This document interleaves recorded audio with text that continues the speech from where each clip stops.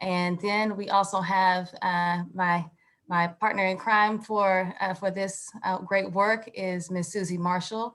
I'm glad to be here with you all. Glad that you all have decided to spend your evening, your Wednesday evening with us.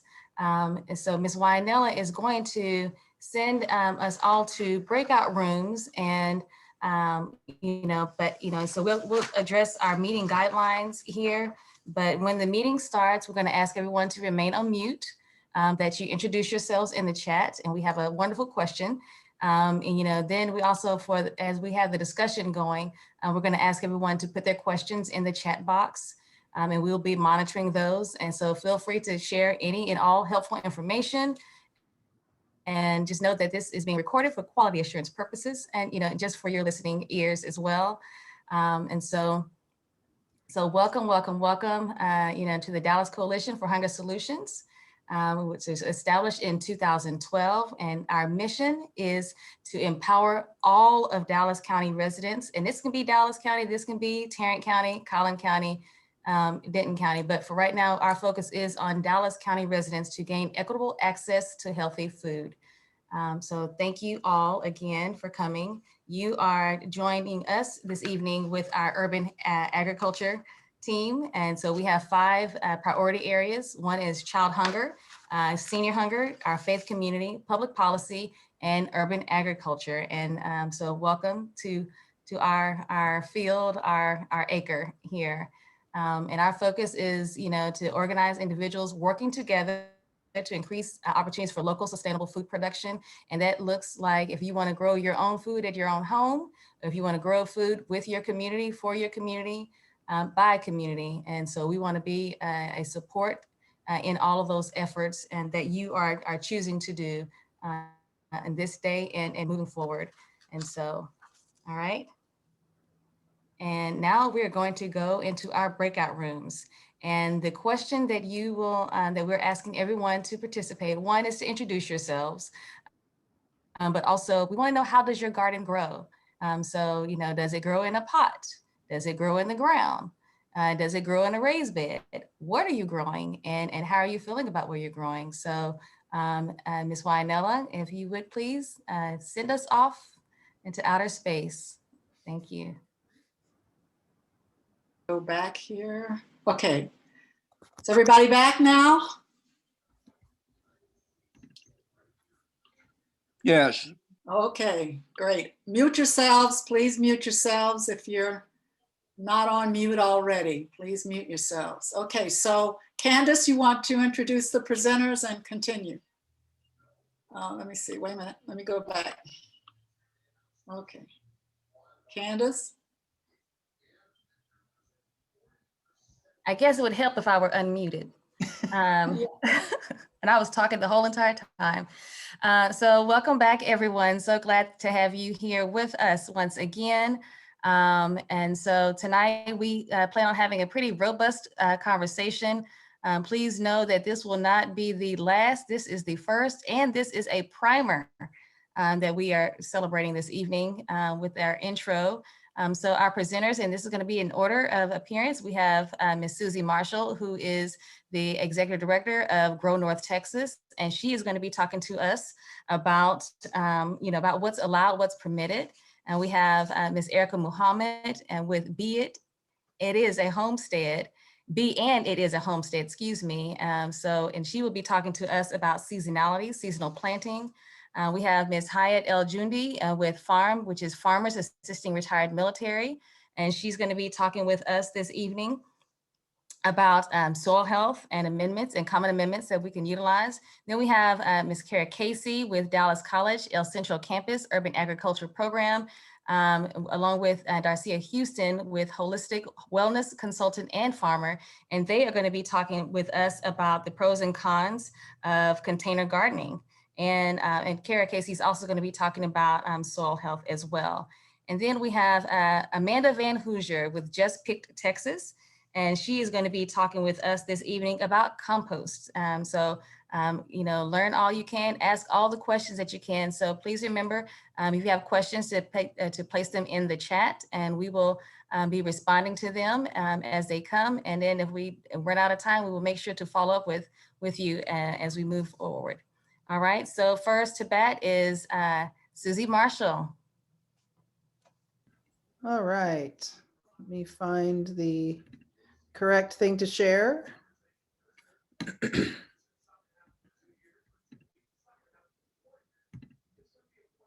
Okay, so we're actually kind of fortunate in Dallas about what kind of is already existing in the rules and regulations for the city and what's allowed. So I'm going to go through just kind of the briefest or relatively brief summary of that.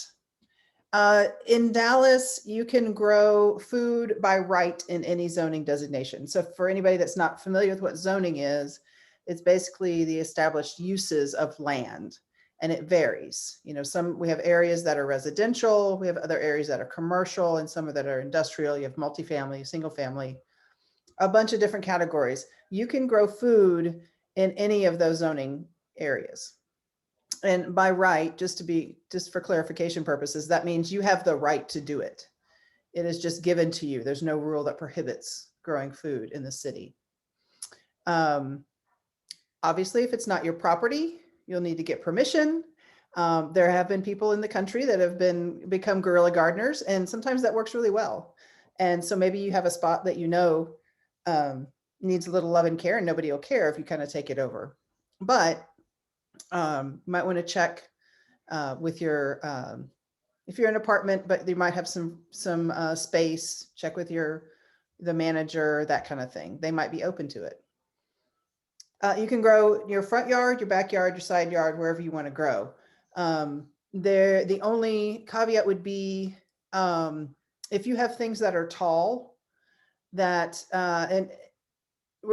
there is an effort to try to educate city folk, the code enforcement and things like that, people like that, that just because something is brown and tall doesn't mean it's not doing something. Because when you get used to growing things, you know that if you let it go to seed, you need to let that seed mature all the way, which means probably the plant is brown. So if you're going to grow in your front yard, and you are in an area where maybe code is a little bit more obnoxious, just kind of be aware that you may have to do some education, that you'll have to just kind of keep on top of things that get more than 12 inches tall, because they may question that.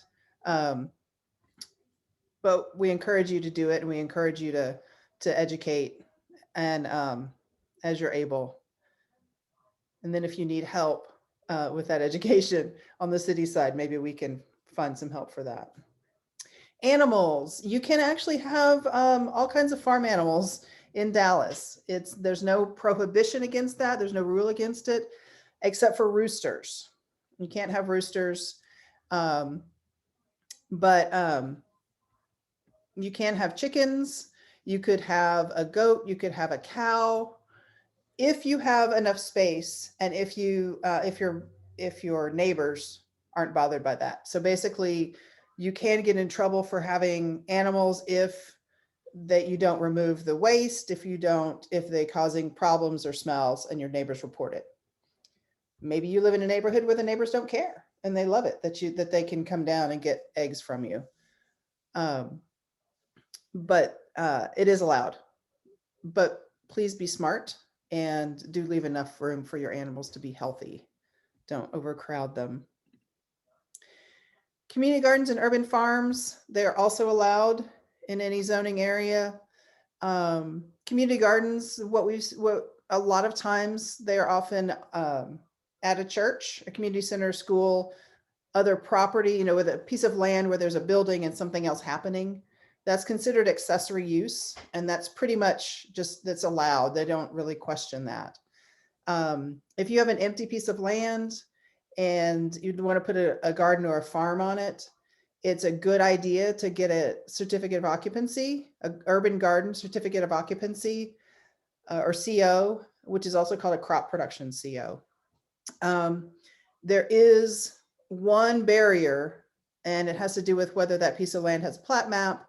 It's kind of a technical issue, but there's work being done to figure out how to change and push the change on the city code side to make that easier, to make it allowable for a piece of property that's going to be used as a garden or a farm to get a CO without having to spend thousands of dollars getting a plat map. Especially, this is going to be needed, especially if you need to establish a water meter on the property. You can sell what you grow from your home or from your community garden. There's not a rule against that. We all, you probably know that people do it anyway. That's just the way the world is and should be. But you can sell at a farmer's market, to a store or restaurant, or direct to your neighbor. There's not any rules about how that happens, or any licenses you need to be approved to do that. Although the farmer's market or a store or restaurant may require some things. And farmers markets have their own websites and requirements like insurance or other things like that.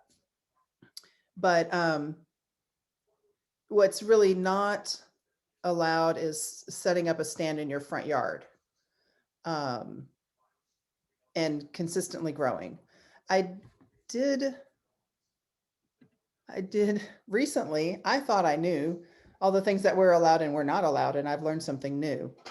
There is actually a provision for a mobile produce vehicle in the city if you want to take your pickup truck or a trailer or something like that and just sell fruits and vegetables. You can do that.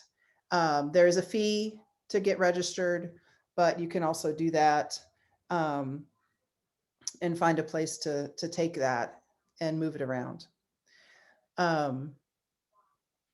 Also, if you get to where you're selling more than $25,000 worth of produce in a year, actually in a 3-year period, not a 3-year, $25,000 a year average in a 3-year period, you'll have to start paying attention to the federal food safety regulations. So that's your goal, is to get to, if you're looking to sell some produce, that's your goal, is to get to that point where you have to pay attention to more, because that means you're growing and you're successful. I'm going to go ahead and, do we have any questions? I think that's, yep. That was a really fast overview, but basically you're allowed to grow fruits and vegetables. You're allowed to have some animals, so go for it. I also want to point out, there's my contact information. And this Saturday, we have a webinar that is part of a newly starting North Texas Farm Success Program that's funded by USDA Beginning Farmer and Rancher Grant. And we are going to be doing an hour and a half on getting started in farming. So this is going to be for folks who are really interested in getting into farming and production agriculture on small scale. But you can go to grownorthtexas.org/events and register. May I ask a question? Yes. Okay. Stepping back, just for a point of clarification, I heard you talking about the empty land that you get a certificate of occupancy to garden. Mm-hmm. Does that mean that you can take a piece of land that basically is just sitting there and put a garden on it if you get a certificate of occupancy? What the certificate of occupancy, well, you'd obviously need to have control or use of the land. The CO tells the city what the land use is. I see. And that allows them, that allows actually the land operator to then have a status with the city, but also be able to get a water meter if you need to install a water meter. Okay. So does it matter who owns the land, or, I mean? No, it doesn't. But if it's, if it's an empty lot that somebody's sitting on until they sell it, you'd have to get permission from them. I'm just making up a, yeah, if you have the permission of the owner, then yes, you can grow on that. Okay, thank you. Mm-hmm. All right, and Susie, we do have I do want to remind everyone, if you could please, if you have questions, to put them in the chat box here. Oh. And Susie, we do have a question in regards to, do you know anything about greenhouse restrictions? There are, I didn't actually put that in the information, but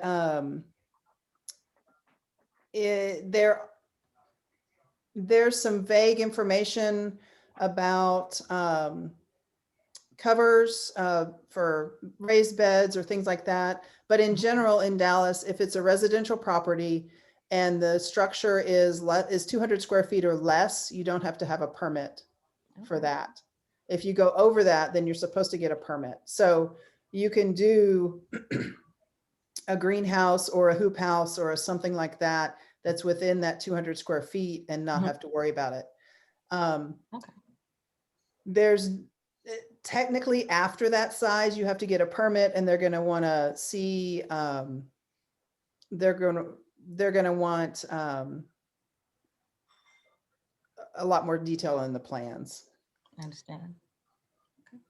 And then another question is, Susie, how can folks outside of Dallas find this information where they live? Have to call the city Mhm. and see what the city folks tell you about that. You may be able to find something on the city website, but it's going to vary. Fort Worth has, I know they have an available document about their urban agriculture code. Mhm. And I'm not sure about other cities. I haven't done a survey recently to see who's got what set up for their code. Okay, good deal. All right, thank you. Thank you, Susie. Thank you for letting us know what's permitted, what's not permitted, and our do's and don'ts here in the great city of Dallas and Dallas County. Next up, we have Ms. Erica Muhammad, and she is going to talk to us about seasonal planting. And so, Erica, without further ado, please take the floor or the mic.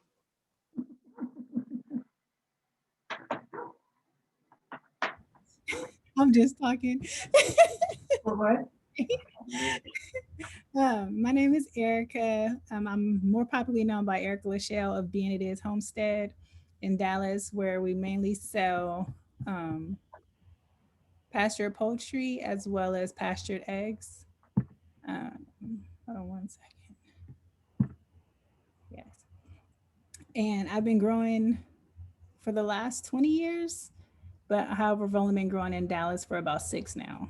And so with that, we'll get started because I kind of put in too much in this presentation for 20 minutes, but we're going to get to it. Can you guys hear me? Yes. Okay. So I labeled it the chat, look what I grew, trying to start from the back so that when you're showing your friends, you'll be proud of like, oh, look what I grew. I grew a cucumber. That's usually the excitement around what did I grow? And so the question is, what grows best in North Texas and when? Next slide, please. So when I was thinking about how to present this, I didn't want to just give you a bunch of lists because there's tons of things that grow in. Winona, can you go to the next slide?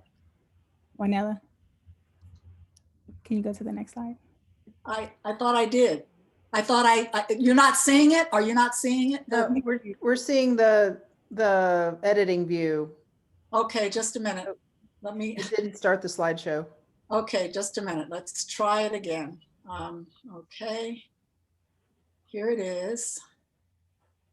Share. Okay, so. There we go. Okay, so is this, Yes, ma'am. Thank okay, you. this is the first one, right? Okay. Is this the one you want? Yes, ma'am. Okay. So this is just a sampling of some of the things that are popular and that a lot of people choose to grow in Dallas, in the Dallas DFW area, but there's tons more. And so I went ahead. So there's peas, basil, parsley, beans, broccoli, chard, carrots, cucumbers, kale, lettuce, melons, onions, peppers, spinach, zucchini, and everybody knows you can grow tomatoes here. Watermelons, it's a long list of things. I had basil basil and parsley with asterisks, as well as melons, because if you let those go to seed and let the seeds fall where they may, you will more than likely have basil, parsley, and melons the following year. Even though they're not a perennial, but generally speaking, they can like if you let the seeds sit and you don't clean up the area too well, then you'll have them in that same area come next the following year. So that's just something to consider when you're growing something. And like Susie was saying, if you let it go brown and go to seed, you forget to gather the seed, then you'll be blessed again the next year. um, and also kale is technically a perennial in many areas, as well as chard. Like I've had kale and chard. I have to sneeze. Sorry. I have kale and chard plants that have lasted me years. And so even though some people consider them an annual, they're really perennials. It all depends on the way you garden and if they have a little microclimate where it's not too cold, or if we don't get too many below freezing temperatures. The next slide is perennials. And I had to include perennials because perennials are the gifts that keep on giving. And some of those are artichokes, asparagus, Jerusalem artichoke, which honestly, I've never grown Jerusalem artichokes. I put them in the first year that I moved here as like an emergency food because it's not something that I regularly eat, and they were taking over. And so I got rid of them and I've never grown them again. However, they're a perennial that many people like because of that reason. Egyptian onions and chives, garlic, anything in a mint family. And oftentimes perennials will die back and then so most people think they're dead, but if it's a perennial and when they're going through their changes based on the weather, they'll usually come back for you. And then you have all your trees, peaches, plums, pears, apples, mulberry, blackberries, grapes, even raspberries. So you can, basically you can feed yourself if that's what you really want to do. You might not have everything to satisfy your palate, but you have a lot to choose from. And like I said, this is only a sampling. Next slide, please. And the next one,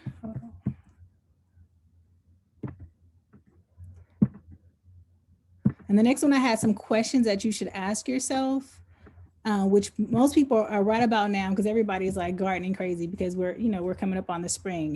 The question is what can I grow right now? If I had to tell you what to grow right now, it really all depends on the method in which you choose. Because technically you can plant a bunch of stuff. Like right now is seed starting time. If you're choosing to grow gardening from seed, now is the time. Actually, some stuff you're a little bit late because most things you have to start from seed 6 to 8 weeks before you plant it out. And what I usually tell people is decide, what do you want to eat? If you don't like chard, don't necessarily grow it. However, if you want something that's really easy, to me, chard is really easy and you might start growing it. You might like it. You can make chard chips instead of kale chips. Or you can make kale chips and figure out a way you can make yourself like it. And then, like I said, are you starting from seed? If you're starting from seed, the process is not a little bit more, it's a lot more laborious. You have to plan a lot better. You have to make sure you have the right conditions for that seed to germinate and from there to grow. If you're doing it indoors, you have to use grow lights, but I'm gonna get to that in a later slide. So let me just, are you starting from seeds indoors or outdoors? And not all seeds have to be started indoors. There's some that can be started outside directly into your soil. So obviously you don't need as much accommodations to get those to germinate. Are you buying transplants? If you're not familiar with what a transplant is, it's basically like when you go to the nursery, say you're at Home Depot and you see all the little plants in the front, those are transplants where you buy them already where you can tell what it is pretty much, and then you go home and you plant it in your garden. Do you want to harvest? Do you want more than one harvest? So it's not enough to just plant one whole bed of, actually it could be enough, depends on what you want. But sometimes like if you want a salad each week, then that means you need to sow your seeds or get your transplants so that you can harvest a little bit each week versus having all your lettuce planted at the same time. So then it's all ready at one time and you get one big harvest, versus spacing it out. So all it is they call it succession planting. And then some people choose to plant by the moon. I must admit, this is an area that I wanted to do, but my schedule does not permit me to do it. But maybe one day. And then another thing I think everybody really should know is when is your frost date. And that's basically after the frost date is when you can start putting your spring plants outside, because like peppers, tomatoes, cucumbers, peas and all that, they can't take frost. So if they are outside in a frost, then you have to do something to protect them, like a greenhouse or some kind of covering. But I don't suggest it, especially if you're a newbie. Like, make it easy for yourself. Next slide, please. So I decided to talk about some resources at your disposal. Some local resources that you have at your disposal. So that way you're not trying to jot down like when every plant possibly grows, because I couldn't even tell you in 20 minutes. So North Haven's Garden is a great resource. There they offer classes, oftentimes free. They have transplants there, they have seeds there. They even have a worksheet that tells you when to plant. I mean, what to plant and when. Obviously, it doesn't have everything on there, but it has the most common things that most people, especially first-time gardeners, want to grow. So then that way it can better help you. So just go on their website. It's a PDF. You can print it out and it'll help you. Texas Worm Ranch. She has a book that I've been wanting to get, but I haven't. But she even has in there a section on what grows here and when to plant. The Farmer's Almanac. They used to offer a free subscription to where they would send you reminders in your email for your zip code. For when things grow in your area. When to start planting seeds in your area. However, they recently started charging, I think it's $6.99. It's well worth it if you have a bad memory. I must admit, I haven't paid for the service because I've created my own at this point, since I've been doing it for a couple years now. There's also an app called From Seed to Spoon. They're based out of Oklahoma. However, a lot of people tend to like them as a resource because you can, if you say, I want to learn how to, I want to plant cucumbers. When do I plant cucumbers? You can go to their app or their website and it'll tell you for your zip code when you should plant. And then of course, there's always Google searches. So you can say, when's the best time for me to plant a peach tree, or what kind of peach tree should I get? Just Google it. Everything's at our disposal. And so that's basically it. Like, there's just tons of resources that can answer, this particular question, because to me, it's just too much to go over in such a short period of time. So I'm hoping that one of these resources can help you further educate yourself. Next slide, please. So let's say you want to grow kale. It's the new year. Everybody's eating healthier. And so you say, I want to grow kale. I want to grow my own kale. I don't want to buy kale from the store anymore. So one thing to keep in mind is that kale is a cool season veggie. And you can plant it starting from seeds indoors in January. Or you can even go down into February and still plant it indoors. But once February hits, you can start planting it outdoors by seed. And then in March, same thing. And then you can harvest it depending on how you like it. But baby kale leaves can be harvested as little as 25 days from seed. And so as you can see, it doesn't take that much long. Of course, it'll be baby kale, but it's still edible. You can still eat it. Next slide, please. And then when I was putting together this presentation, these are just some pictures from my personal journal. As you can see, I didn't finish the month-by-month plant guide, but I started the month-by-month plant guide when I first got started growing here.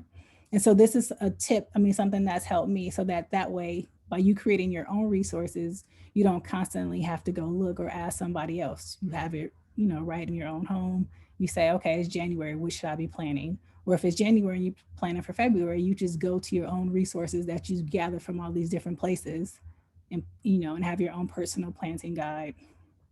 Another one is the frost dates.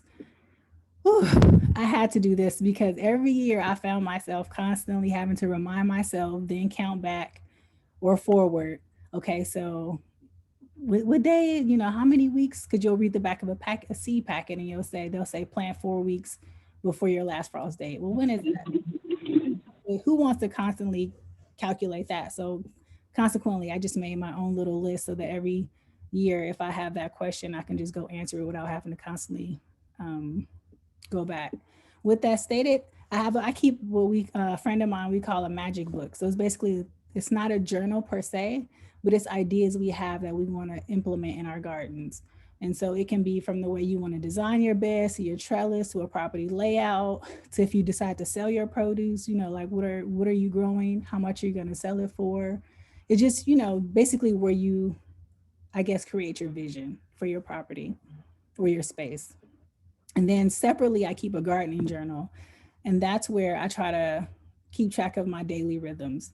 So for instance, if I've been working this particular piece of land for 5 years, what did I do year 1? What did I do year 2? So then that way I can start seeing how much time it actually takes me to do certain chores. How well did something produce when I tried it in January versus February.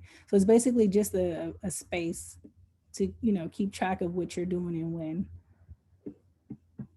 And then if I'm out of time, tell me. I'm trying to speed through. And then so once you decide what you want to grow, you decide what you want to grow, when to plant it. You think about, do I want to start from seed or do I want to start from transplants? And so I put together a couple of benefits from starting from seed.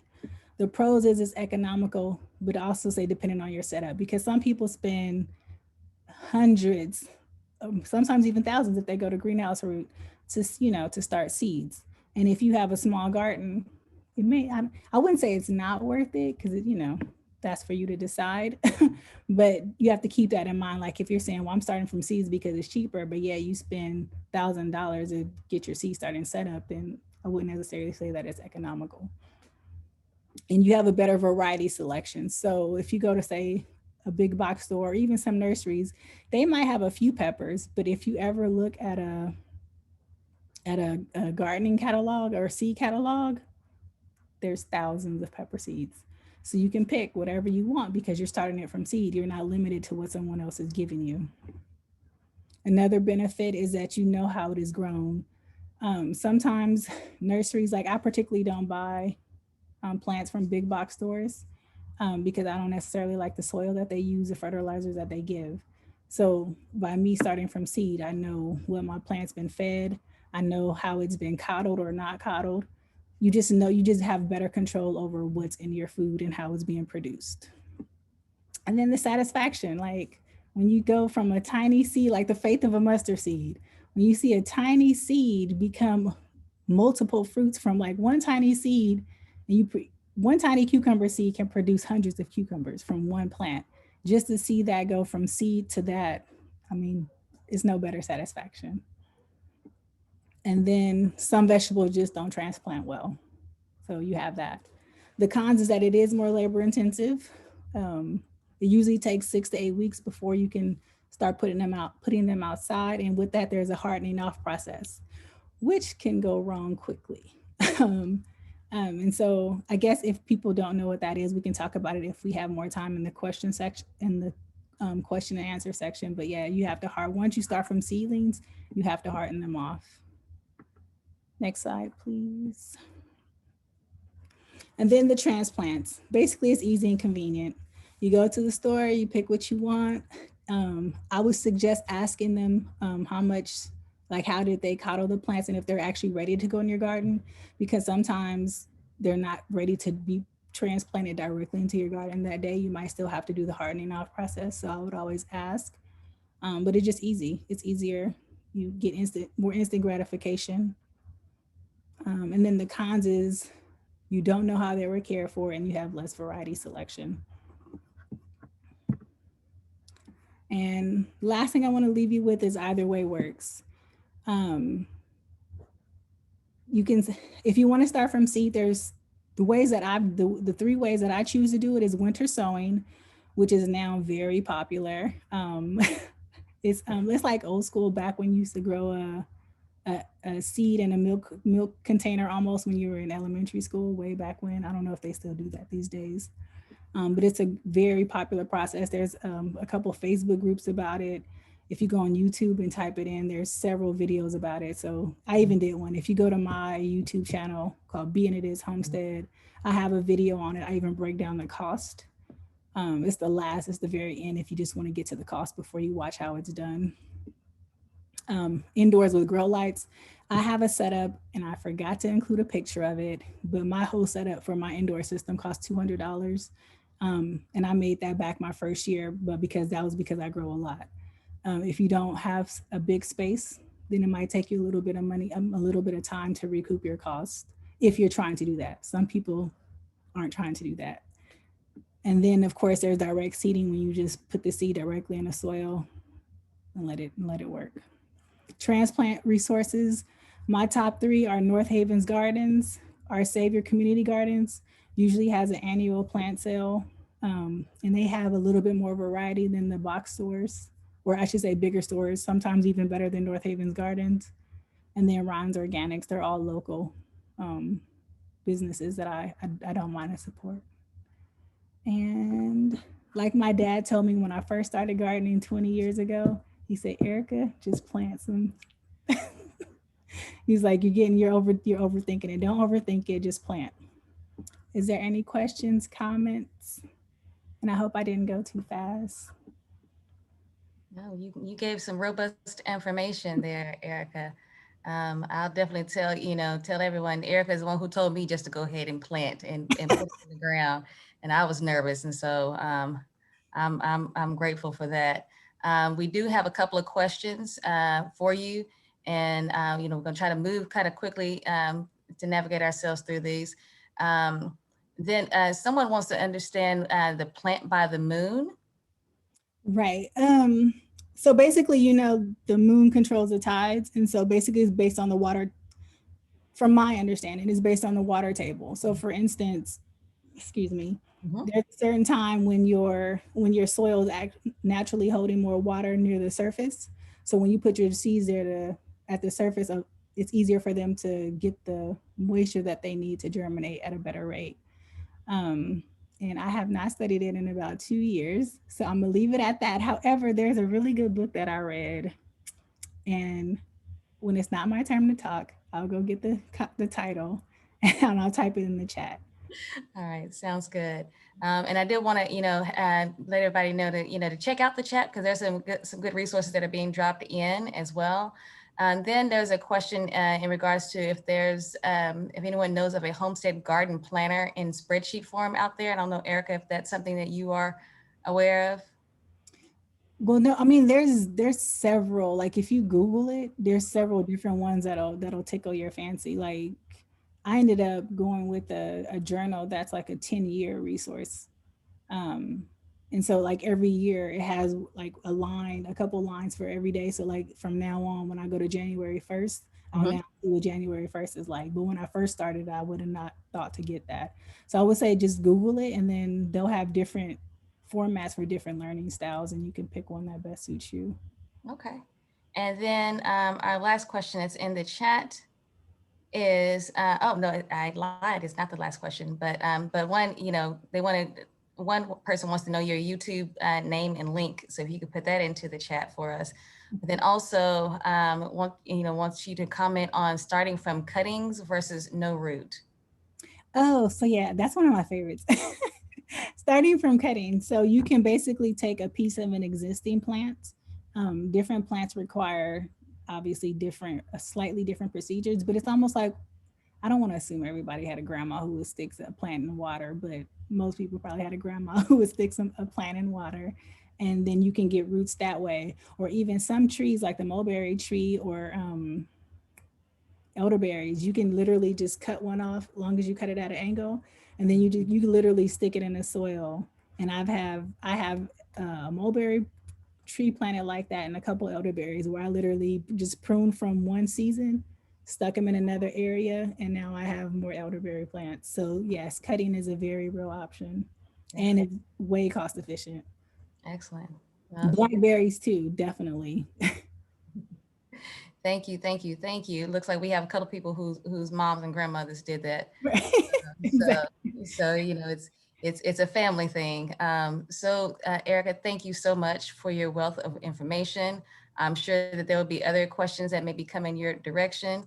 And now we're going to be moving towards, we have Ms. Hayat El-Jundi and Kara Casey, who are going to talk to us about soil health, which we know is very important. So, but understanding the basics of soil health and in soil amendments. And so looking forward to hearing this conversation with you ladies. And take it away. Thank you. And again, if you have questions, please put them in the chat and I will get to them as quickly as we possibly can and efficiently. Thank you. Okay, great. Well, thanks for having us, guys. We're excited to visit with you more about soil and different amendments that you can make to improve your soil. I'm Kara Casey. I'll talk more about myself in a little bit, but I'll let Hayat introduce herself. Hey y'all, my name is Hayat El-Jundi. I am the Executive Director of Farmers Assisting Returning Military. We are a nonprofit organization that provides therapeutic agricultural rehabilitation and training. We are currently, a project we're working on right now is a 3-acre urban farm in the middle of downtown Dallas, where we are building on top of a parking lot. So we are replicating a in-ground farm, but on top of a parking lot. It's not completely done yet, but soon, it'll be there soon, but we have a lot of volunteer opportunities, and we'll be working with Susie Marshall in Grow North Texas on some of the webinars that they are doing for the North Texas Farm Success program. Which is, it starts this Saturday? Or, Yes. Okay, awesome. Cool. So moving right along then. So we are excited to talk to you about 3 main categories. Oh, Hayat, sorry. This is lovely plants. So that you can see in that photo, that was the farm that we had on the left. We do high intense crop rotations for selling, and we use it as a space for veterans to not only heal, but to create jobs and all of that. But on the one on the right, was in the middle of summertime, so you can see a lot of brown there, is the urban farm that we are building downtown. And that's one of the founders next to me, Steve Smith. Awesome. So I'm Kara Casey, teach at Dallas College, and we're building an urban ag program there. And there are more opportunities coming out related to urban ag out of Dallas College, which we're excited to let you guys know about in a few weeks. Some more partnerships with bachelor's level programs. So of course, Dallas College is a community college, so you can complete your associate's degree with us and then transfer on and finish out your bachelor's degree.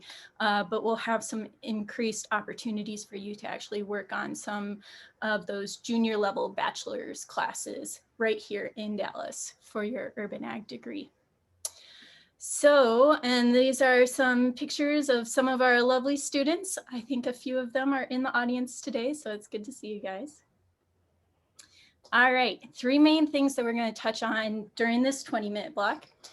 The importance of the soil microbiome, the importance of nutrient availability, which is different than just the nutrient content of the soil. Nutrients can actually be in the soil, but not bioavailable to the plant. They can't take them up. So why is that? We'll talk about that. And then soil structure and soil texture.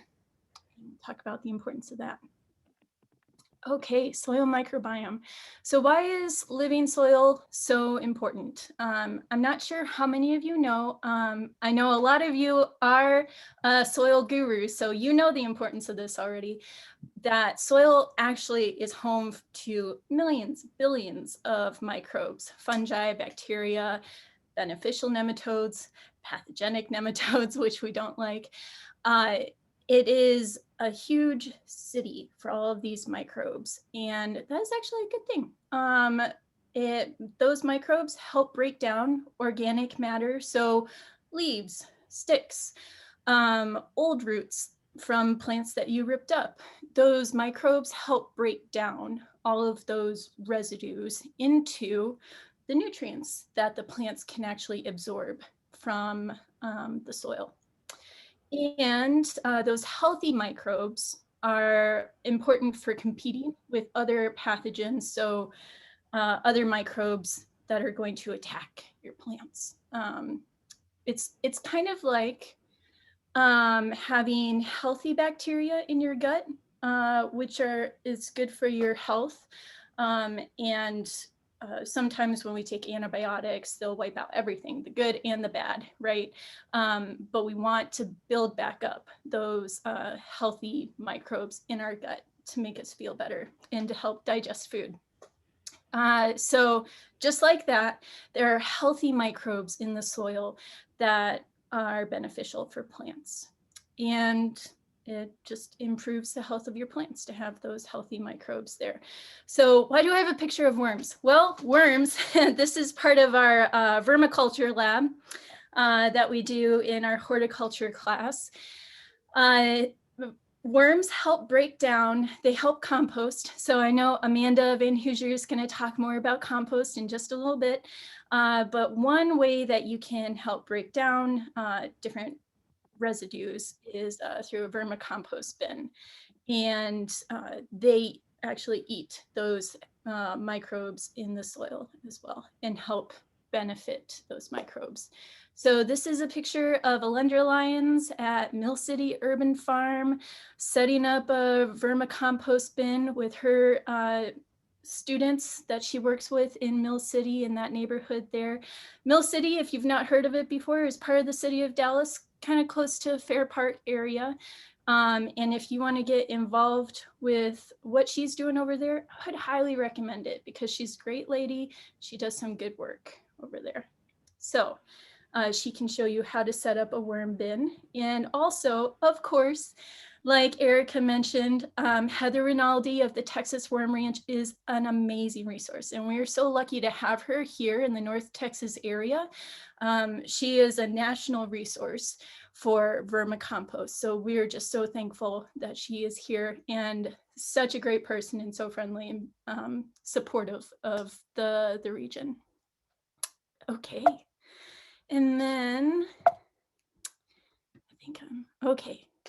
And another way to improve your microbial health of your soil is through compost tea. It hosts a whole bunch of different microbes that you can either spray on the soil or feed in through drip lines. Hyatt, I'll step back though. I'll let you talk all about this. So those are some of my guys doing a compost tea demonstration. Obviously, we do it on a very large scale in huge IBC totes. And if you're interested in our compost tea recipe, the link is there. We're happy to share it. However, I do recommend, we've engineered or created this compost tea recipe based off of our needs and the soil that we have. So one of the things that you know is recommended to anyone before putting anything in the ground is get a soil test. It's critical to know what you're working with, what your soil is lacking, and from there you can create your tea recipes or whatever amendments you need to go into your soil to get it to where you need to be. If you can't access that recipe, just shoot me an email and I can send it to you. But we do compost teas on a regular basis, once a month kind of thing. And your plants will tell you, your crops will tell you what they need. And so we, you know, there's a little bit of a argument between, you know, drip irrigation and foliar spray. We do more of a foliar spray with our compost teas and a lot of our watering in general as well, depending on the crop. Now, of course, like tomatoes and stuff like that, it's going to have to be on drip. But this is a 24-hour process. We brew the tea in one IBC tote, and then we dilute it in 2 more IBC totes, and then we do a foliar spray. So yeah, that's all it is. That's great. So Hyatt's a great resource for that if you guys have any questions about that. And like Hyatt said, testing your soil is really important. I dropped in to the chat a bit.ly link that we created for soil testing. It just is a link to the Texas A&M soil testing labs. So there's directions on how to test your soil, how to sample your soil, and how to ship it off so that you can get it tested. Okay, so nutrient availability. So what causes nutrient issues? Well, a few different things, of course. One, your soil could just be depleted. It could just not be there. The nutrients could be gone. You've grown the same crop over and over and over again, and it starts depleting certain nutrients that it uses a lot of. In which case, just add in those organic fertilizers. So here's a list of a few examples of organic fertilizers. Fish emulsion and blood meal are really good sources of nitrogen, and then feather and bone meal are good sources of different nutrients as well. And then of course manures. You want to be sure that it's a composted manure. What do I mean by that? A manure that's really processed and it doesn't smell anymore. So if it's like, you can still tell that it's where it came from. Maybe let it sit a little bit longer. Just make sure that it's weed free, that you're not going to be spreading manure that has a whole bunch of weed seeds in it.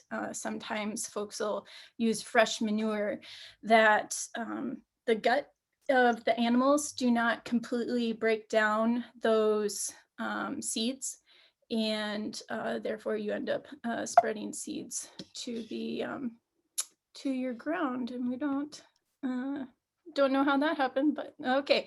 And then compost, and again, Amanda's going to talk to you more about compost in just a few seconds, and we already touched on vermicompost, but also vermicompost being like including the worm castings, so the frass from those worms, that really helps boost the microbial diversity of the soil. So a few advantages, of course, it's a lot more sustainable for the environment to use organic fertilizers, and they won't burn plants unless you use compost right up against the plant, and it hasn't been processed enough and it's still too concentrated in salts. But if you buy compost from a reputable source, you don't have to worry about that. And if it is properly processed, and again, Amanda's going to touch on that, it should be fine. I will say, ironically, the picture that we have here, fish fertilizer, it would burn your plants if you don't use it properly, if you apply it full strength. It is meant to be diluted in water, kind of like the compost tea that Hyatt was talking about. You want to dilute it and spread it out according to the directions. Disadvantages is just, of course, it can be tempting to use synthetic fertilizers because they're more compact, sometimes picking up a whole bag of bone meal. If you're doing a large area, it can just be a little bit more of a hassle, but it's okay. The environment is worth it, right? Okay, and Hyatt, you want to talk about what you guys are doing here at Farm? So this is actually an older picture. We have another plot already producing on the other side there, but this is Steve here actually layering the rows with a mixture of bone meal and blood meal. So we are in the process of engineering soil. Like I said, we aren't going into the earth. We're building on top of a parking lot. So as a nonprofit with limited resources, we had to be resourceful. And so a lot of the soil that we brought in were from demolition sites at the farmers markets. So what we did was layer the bottom of it with heavy clay, and then it was layers of mulches and manures and hay and compost and all those things. Well, when they're doing the demolition and digging up dirt, that soil goes to the landfill. It's clean, most of the time it's clean soil, but there's zero life in it. So we've taken on the task of engineering this soil to put the life into it. And like I said, because we're not going into the earth, it's taking a little bit more work. So basically every time we do a seeding, we layer it with compost, the rows with compost, and then we put the blood meal and the bone meal. And we also use azomite and manure as well on it. We kind of mix it into the first few inches of the soil, and then we seed. And you can see on the right, Steve going down with the seeder there. And I will say, like Erica had mentioned earlier, buying starts from certain places, it is a risk you take, like even getting stuff for free. You just don't know what's been there. Like we have, we get mulches brought in, we bring all these things, and we've had infestations of really horrible weeds that I had never even seen before. So it's a risk that you take, but it's definitely a labor of love. And I will say, it's kind of that we're almost at that 3-year mark where we've been engineering the soil to get it where you need it to be. And that's kind of that marker point as far as soil engineering. Love it. And that's our beloved BCS walk behind tractor. Laying down some compost. Yes. Okay.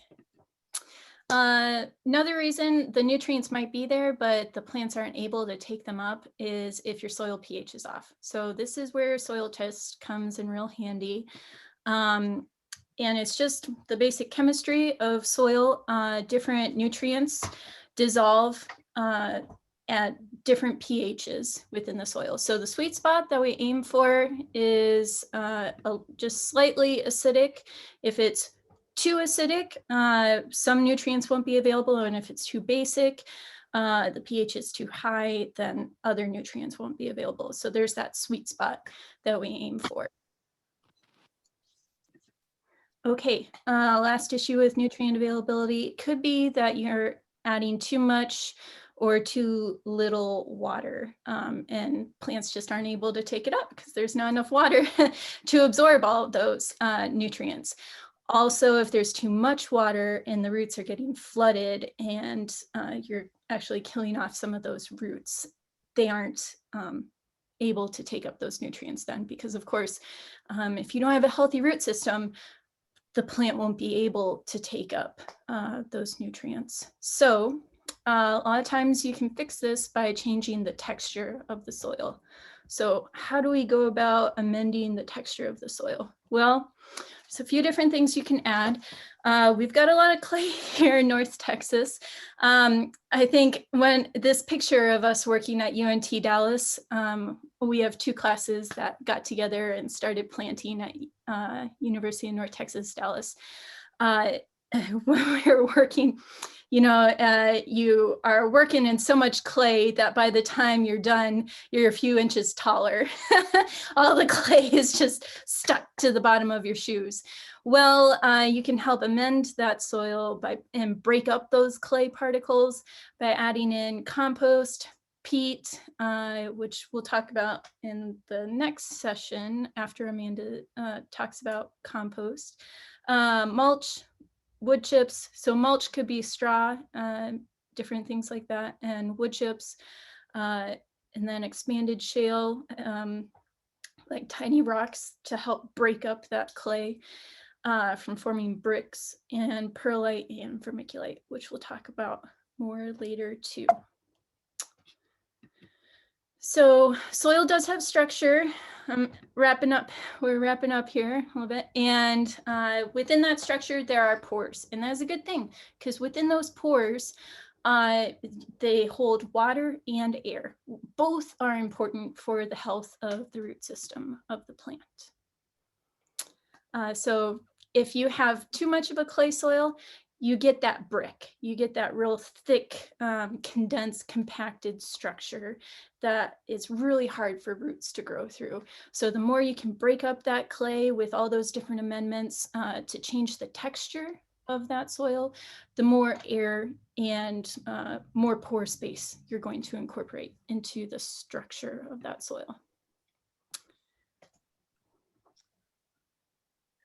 Yeah, so you can see here in the photos on the right, that's a lot of the heavy clay that we layered on the bottom of the plots. And the point of that heavy clay is just to retain the water to feed the crops.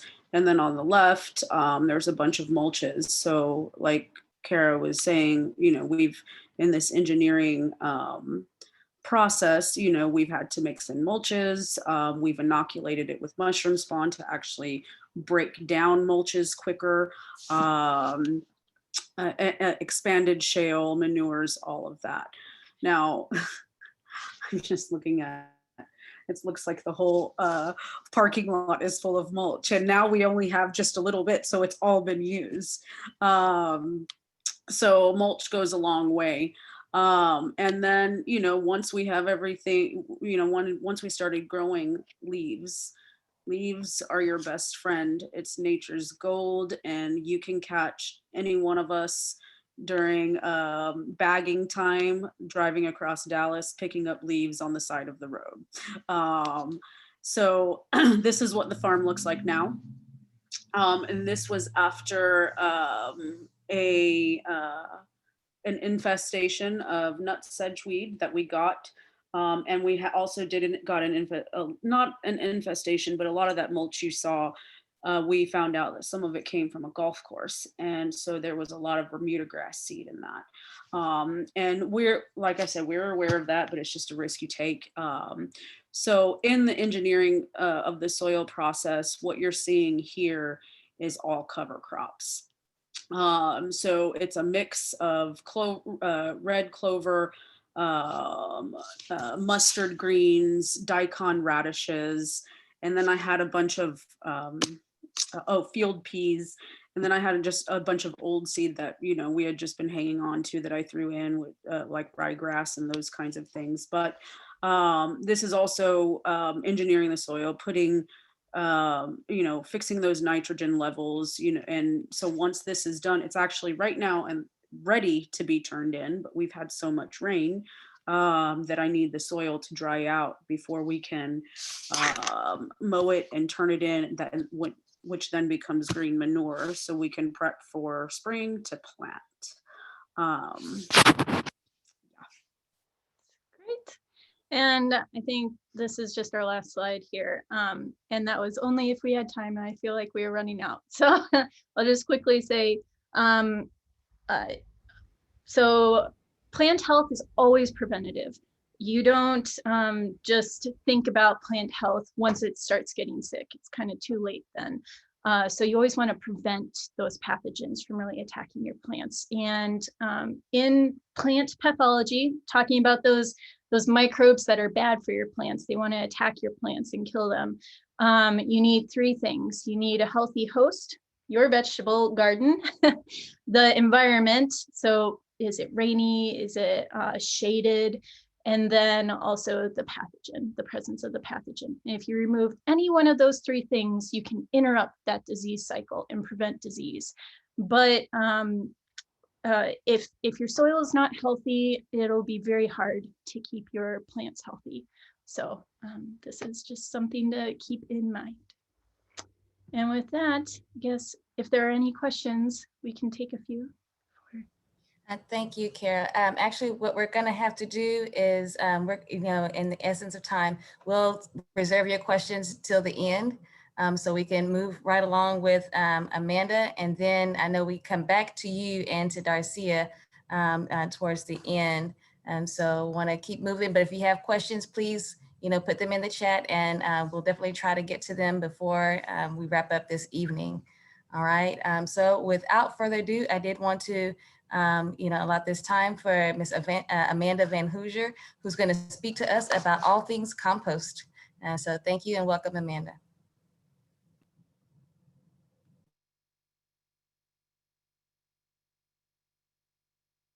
You're on mute, Amanda. You're going to need to unmute. Good. That was a great segue there, Kara and Hyatt. I and Erica. I think we're just building on to what we know, and I love the way this is staged out. So I'm going to talk about composting. To me, it's a verb. It's something you do. It's an activity, and I'm just going to break it down for you. And I hope to finish so we have a little bit of time for questions or whatever. So I actually want to say that there's so many benefits to compost because of what you just learned, but also the benefit of compost is that it is reducing waste. And it's most of the organic waste. So I would like to say, even if you don't have a garden, you still have produce coming in, and you have like peels of oranges, or you have tops of carrots, or the ends of a celery. All of that can be composted and not just put into the waste system. And if you have a yard, you have grass and you have leaves and you have twigs, and all of that can be composted too, and not be put in black bags, sent to the landfill where it's really not decomposing because landfills are contained and they don't have a lot of oxygen in them. And so it really takes up a lot of our landfill space. So there's why you do it. So compost happens. If you've ever been out into the forest, you know that the leaves fall and they don't just keep stacking up on the trees and just cover up the trees year after year because of the microbes in the soil and the fungi. It is breaking it down, all the leaves, anything, a dead animal, it's going to break it all down and it's going to decompose and it builds more of the topsoil.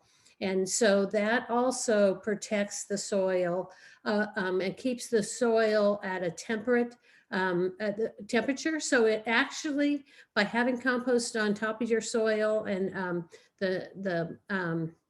what I call the forest floor, when you smell it, you go, wow, that just smells so good. That is keeping, like when it's freezing, it almost makes a microclimate for your plants, because it keeps the ground a lot warmer. But in the summer, it's protecting from that awful, 104-degree sun shining straight on it. But if you have a good topsoil that's full of microbes, it is actually keeping that at a constant. And so it's also recycling into new life, which that's what it's about, the cycles of life. So, so what is good compost? Now we could just leave that. Compost happens out in the forest. Nobody's out there working it. But in our yards or our gardens, we want to manage the combinations that make compost so that we can have good compost in a little bit faster way, but also to amend the soil for our own use. I'm saying soil, but if you just want to put it on anything else, or you can take it to someone and give it to them as a gift, because it is gold.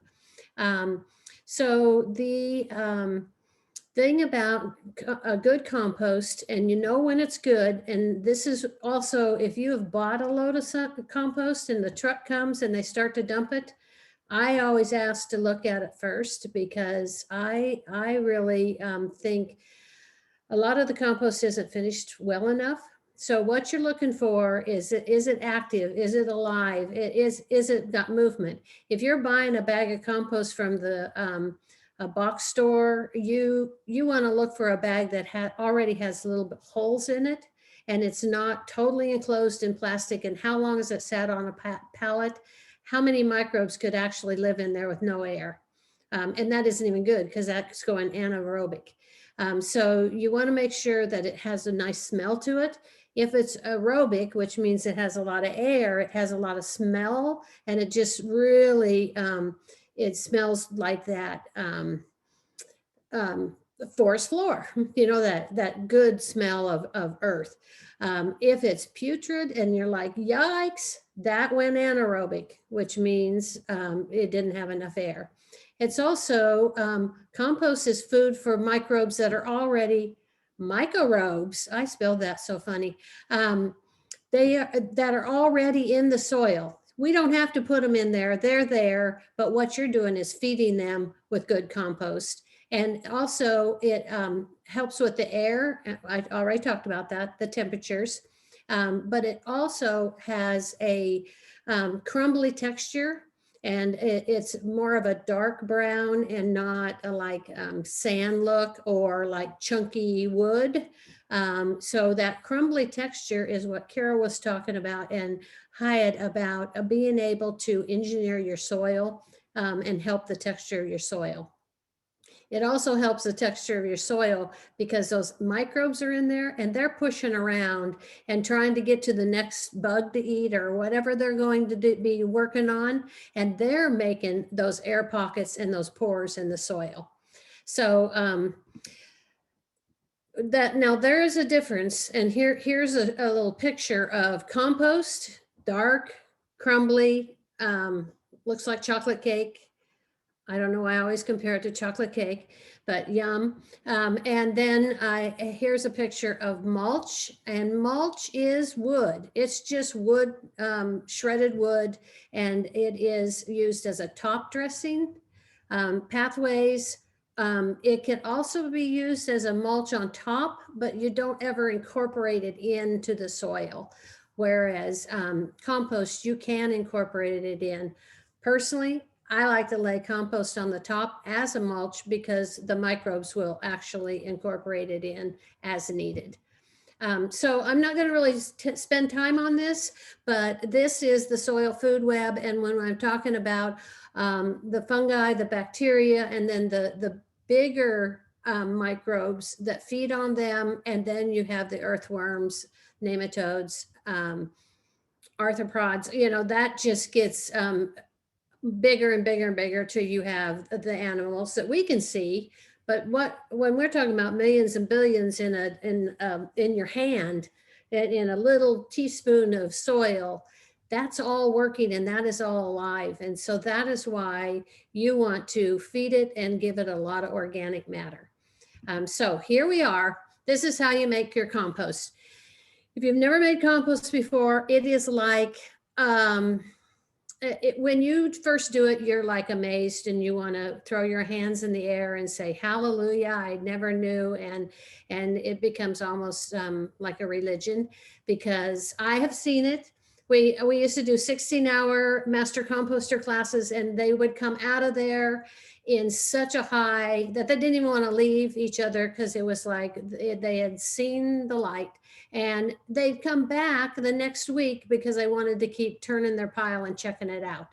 So here's the secret to making a good compost pile. It's called MAT, M3AT. So we're just going to go through these: mass, material, moisture. Those are the M's, air, and temperature. And so I'll go through each one of those real quick. You have to have a certain mass. You can't just start with a little bucket of organics and say, I'm going to make some compost in this little tiny bucket, like even a 5-gallon bucket. It has to have like at least a 3 by 3 by 3 mass. And that could be, you don't want to buy anything. You just want to stack it up and make a big pile in the corner of your yard. And that's fine. But just make sure it is 3 foot by 3 foot. I like to use the shepherd bins, which are in this picture. They come out of Houston. They're manufactured there. They fold up. I really like them. They also have a lot of airspace. But you can also just use pallets. You can build your own. You can use cinder blocks, anything that you want to contain it. But I have seen some of the best compost that is just piles.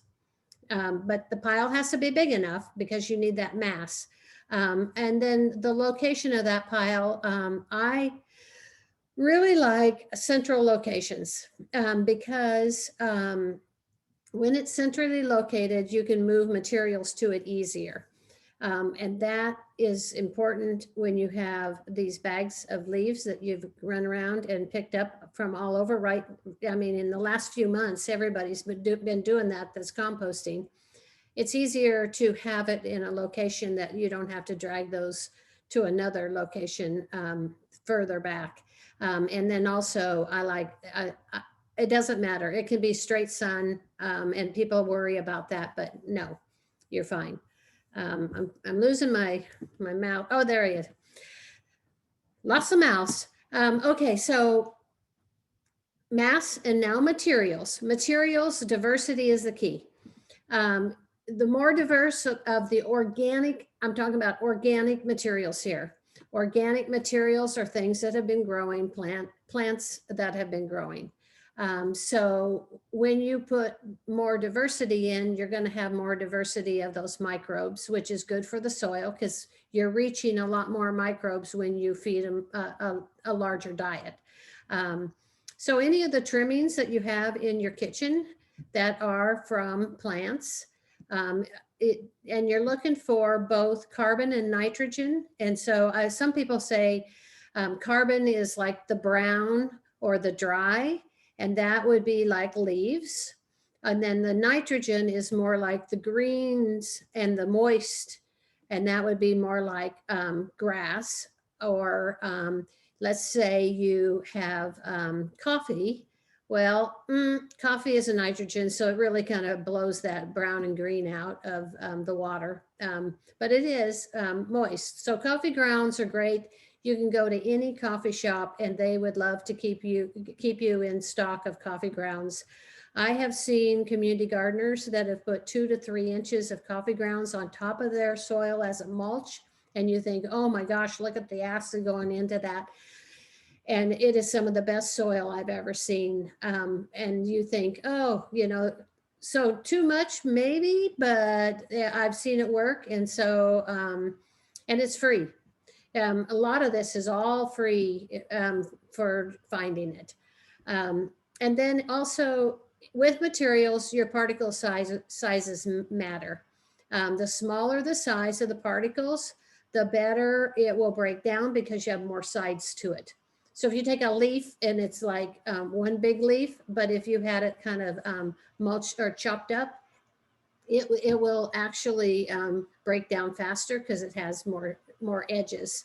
But you don't want it so fine that it's just going to block out all air and get really soggy.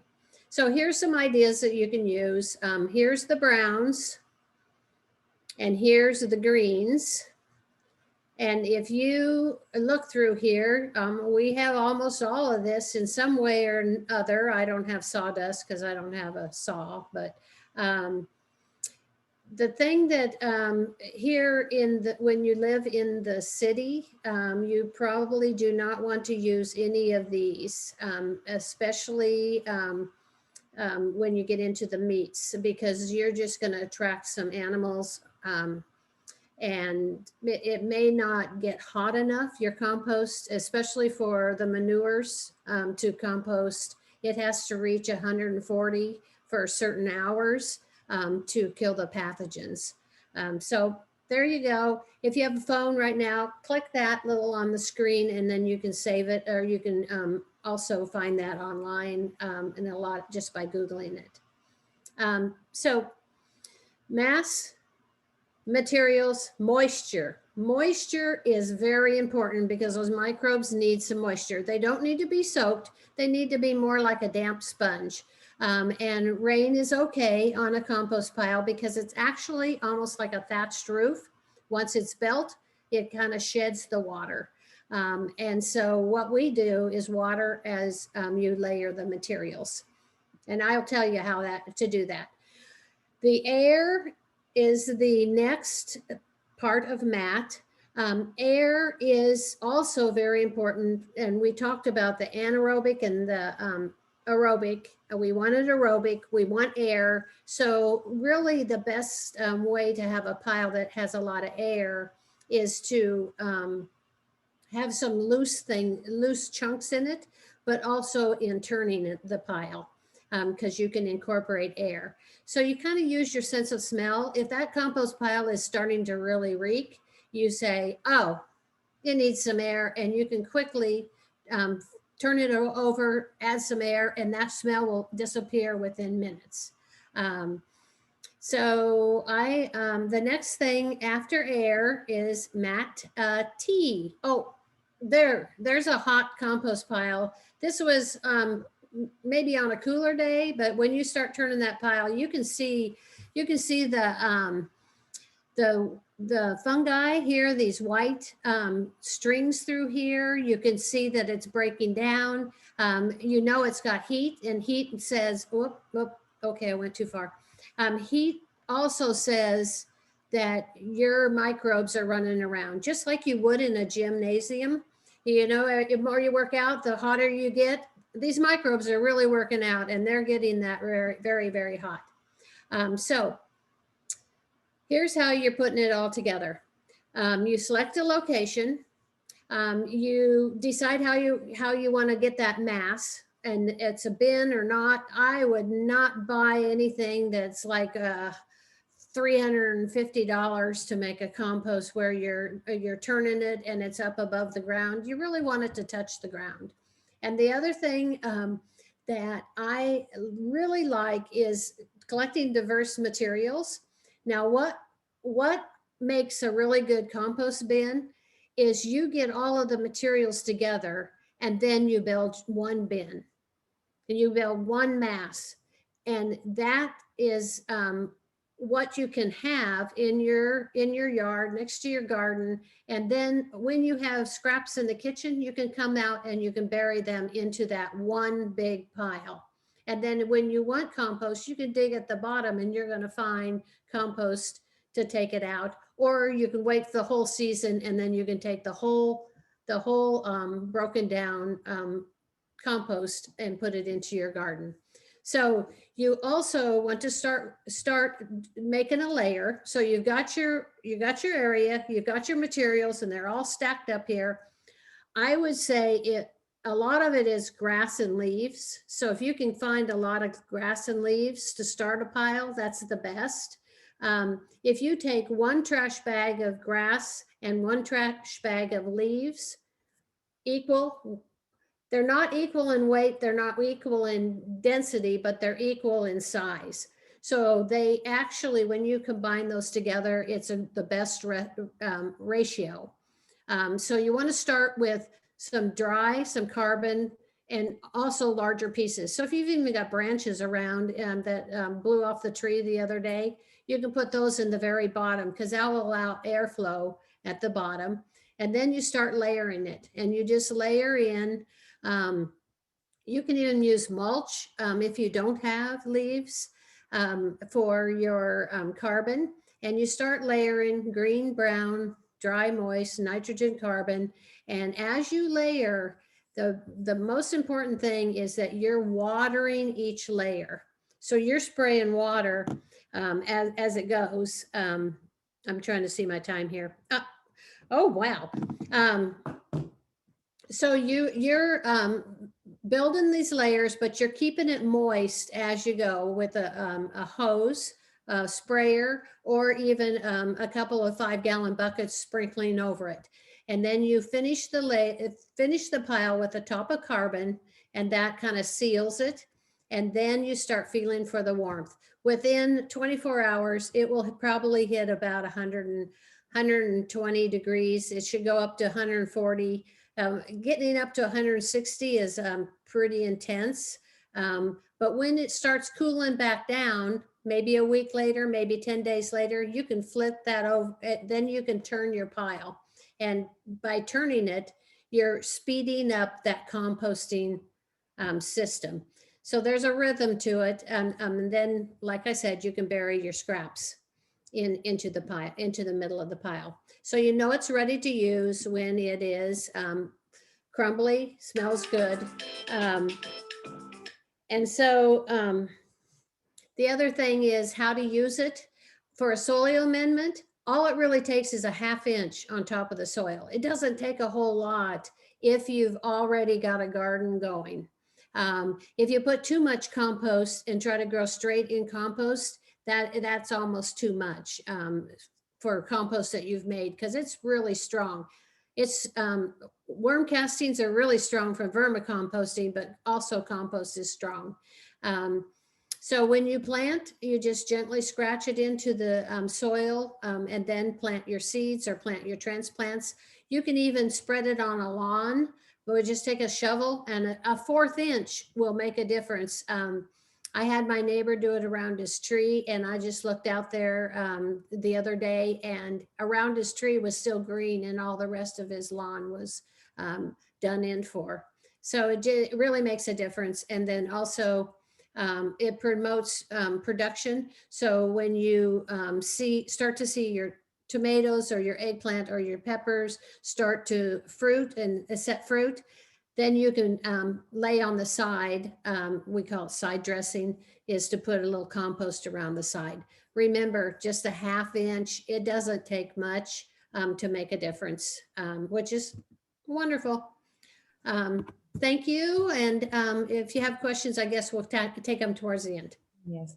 Thank you, Amanda. That was excellent, information for us to know and learn about composting.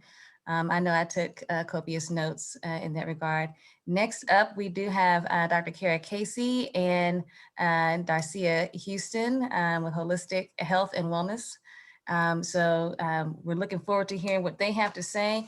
And I did, just want to, make a special announcement. It looks like we're going to be running a little over because this is an awesome event that we're hosting this evening. And so we're going to ask, just for a couple more minutes towards the end, because we have an opportunity that we would like to ensure that everyone has access to. And so right now I'm going to, without further ado, without further delay, I'm going to have Dr. Casey and Darcia speak to us about raised beds and container gardening. So thank you, ladies. Thank you. Such good information. Thank you so much. I will go ahead and let Darcia introduce herself. All righty. Hello, everyone. How are you all doing? Hope everyone is fabulous. I'm excited to be here. I'm a little on the odd side, even though I farm and work agriculturally, along with many other people on this call, have been in many rooms, but I do a lot of things different as a holistic health and wellness professional. I bring that with me because I am a farmer, and that's how I'm making my money with agriculture and everything like that. But when it comes to holistic health and wellness, I am that farmer that's like shoeless. I'm going to be out there. I want my toes done. No, my toes going to be cute, but I'm going to be out there shoeless because I want the vibrations. I need the minerals. I need the all of what the earth has to offer. I need balance. And so I find that making sure that I'm outside in the soil. I also can attest to like what Hayat was saying, and even Amanda, or, just how we have to build compost, how we have to build soil, working in institutions and places where you just don't have it, you can't do it. Darcia is here as a holistic health and wellness professional. And I also show you how to regrow your food from your grocery store. So take a deep breath. I know it's a lot, but that's me, Darcia Houston, also known as Major Melanin. Back over to Miss Casey. Oh, is it still on me? Well, we can skip ahead too. But yes, I think there's just these 2 slides. If you want to walk us through this real fast. Oh, okay, definitely. So within holistic health and wellness, we have to consider all the time, we're not just doing this to eat. We are actually in the soil learning. You're feeling like you want to be connected. You feel kind of disconnected. All of that is because we belong to the universe. The universe belongs to us. And so working within your environment that was God-given, to us all, under our sun, under our moon, you are going to gain nutritional properties just by being in the sun, just by being in the moon, just by gardening. Putting your hands in the soil reaps I don't know how many minerals and nutrients that are needed just through touch. No different than why we are washing our hands excessively now because of COVID, because you know that when you touch something, you can get it, right?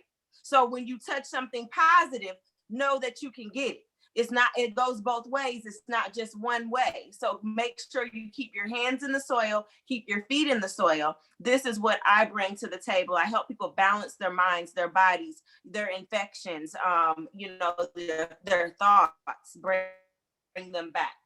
So with that said, on this next one, you just got a choice. It's either, you're going to either be proactive, like Dr. Casey was saying earlier, in your plant health. It's too late to wait until everything turns yellow or something goes, drastically wrong. I thought something was wrong yesterday. What do you mean you thought something was wrong yesterday? I'm going to call, what is it? The Plant Protection Services. You can't call CPS on you, but these are living things. So you're either being proactive for your child, making sure your child has diapers, or you're going to wait until you have no diapers. That's what we're dealing with here. So that's what that slide is about. So we can speed on. Love it. Okay, awesome. So real quickly, we're going to talk about pros and cons of raised beds and containers. If you're deciding between the two and you have space for both of them, we're going to talk about that and how to help you decide. And then also some planting examples. So pros and cons of raised beds. This is a lovely raised bed at the Slow Food Community Garden at Mountain View campus of Dallas College. Keith McKinnon is in charge of this garden. He does a great job of working with students in physical education classes to teach them about health. He calls it more than jumping jacks. It's more than just exercise. It's a whole lifestyle of being healthy and preventing different diseases, chronic diseases. So pros, these are just going to be one-sliders here. Pros of a raised bed. There's a lot of space for plants. Of course, you can stack them all in there as densely or as thinly as you'd like. You don't want to pack them in there too densely, or else you run into health issues for your plants. So give them enough space to branch out and grow into their bigger adult selves.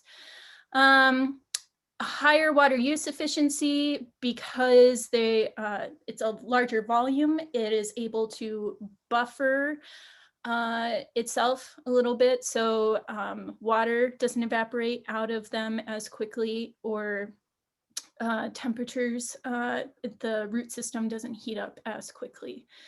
And then you do have the ability to build the soil, exactly what we were talking about, increasing that microbial biodiversity, building in, adding all these soil amendments.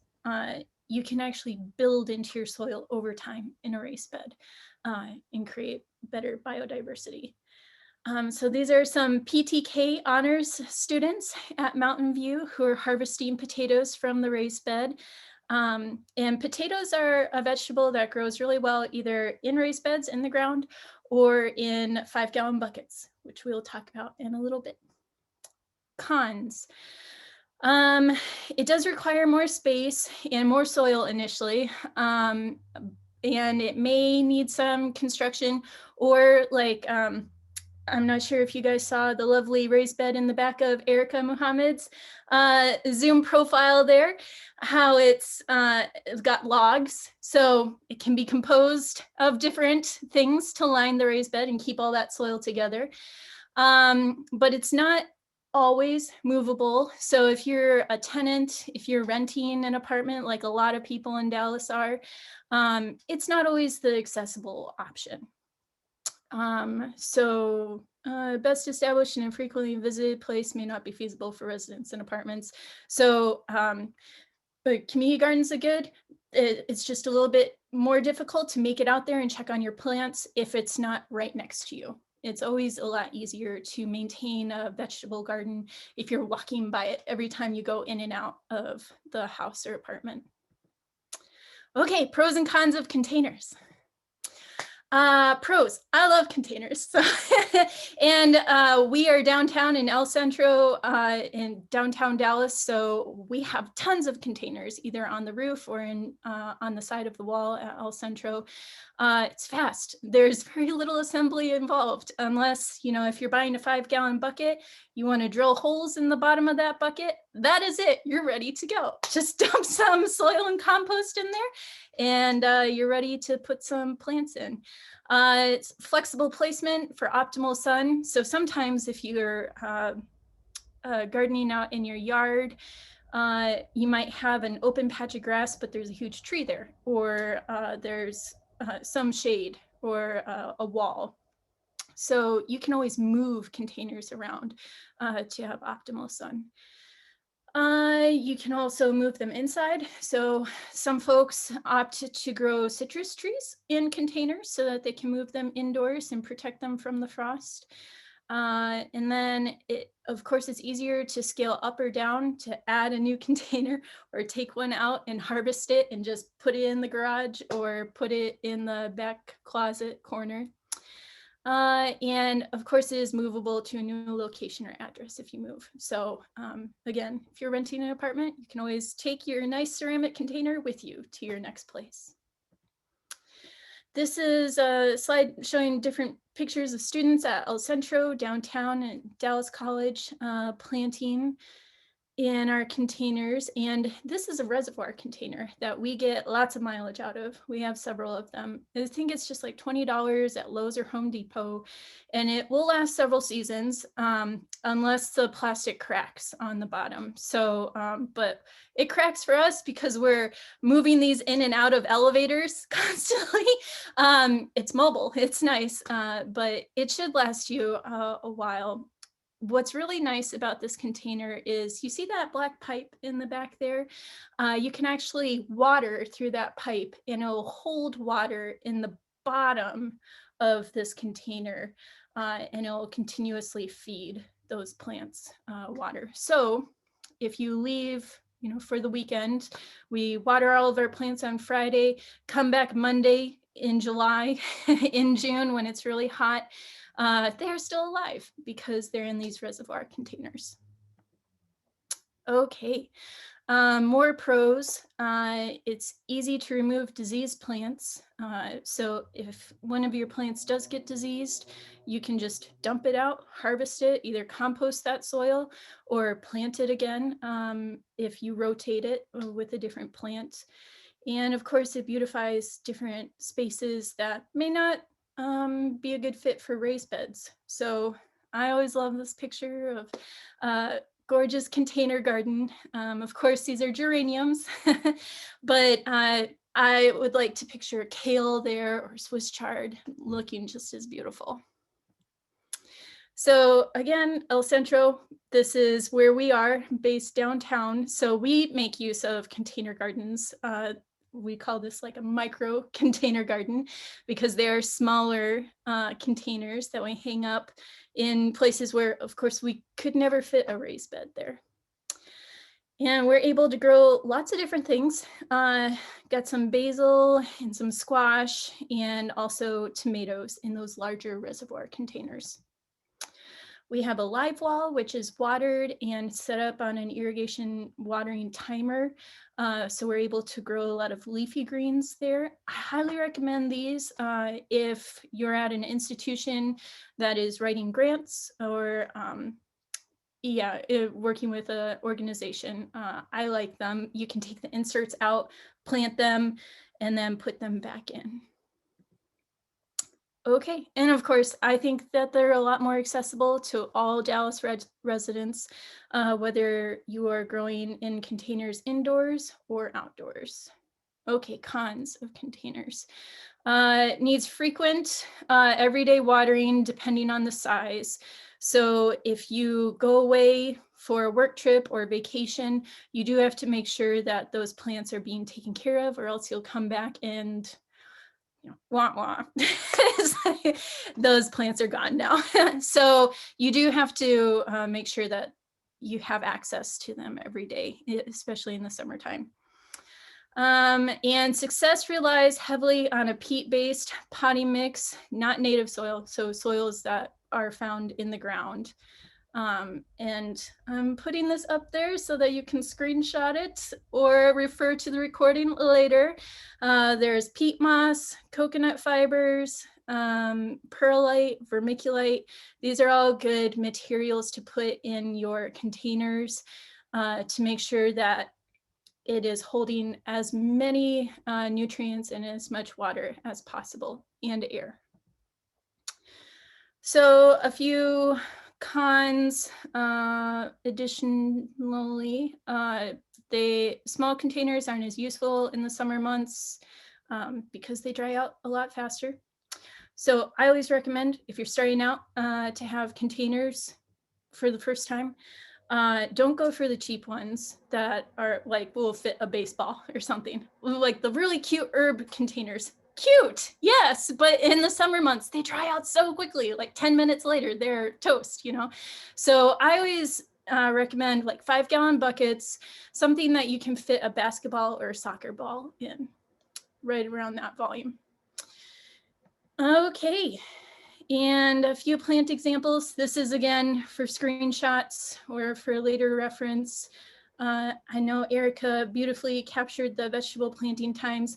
These are vegetables that we recommend for containers for 5-gallon buckets. So what would actually work in a container? These guys. And some potatoes, mustard greens, and Mill City being awesome again. Okay, so Darcia, I'll let you take it away from here. Oh, I feel like you're on mute. Hello, I'm back. I just can't see the slides. Oh, bummer. Okay, so this slide is. If they're not there, I know what they are. Okay, yeah. How about you just go and I will prompt you. Just go with it. There's a question. All right, no problem. So we were talking earlier about being holistic. There's like about a million reasons why you would want to grow just to nourish yourself in general. But at the end of the day, it's still visual. It's still something that is pleasing to the eye, that is calming to the soul, that helps the spirit at all levels. When you are irritated, you want to get away from your irritations and go outside. But if you can't go outside, the next best thing is to recreate what's on the inside of your house to make sure that you can have lively things around you. Now, not everybody's going to have the opportunity to go buy a bouquet of flowers. Not everybody even cares or likes flowers or likes the way they smell or can even ingest like or have them around. Like maybe they're allergic, but at the end of, you could still plant, you know, like herbs and things of that nature at home. But even more simpler, you can regrow from the grocery store. And so one thing that I teach when I go to alternative schools, I teach there. I have a curriculum called Hip Hop Crop Curriculum, which I take around and I'll be rolling out at Roosevelt High School for the first time in the fall. This will be a very brand new program for them. And this will be a solidified place for me to practice. But I'm using some of this curriculum also with Lincoln High School right now. And just when you're growing in these different mediums, and also I was going to say something else, but I can't get away from this one right here. Success story. When you're actually growing and trying to manifest, like, you know, just be in your space. You might be so upset at work or whatever it is. This one lady came out and she was just like, you know, all in the soil and everything. And she was just like working it. Sorry to skip the story and go ahead, but I had to, right? But she was just moving and she was just like touching everything. And the next thing you know, she just got like totally emotional.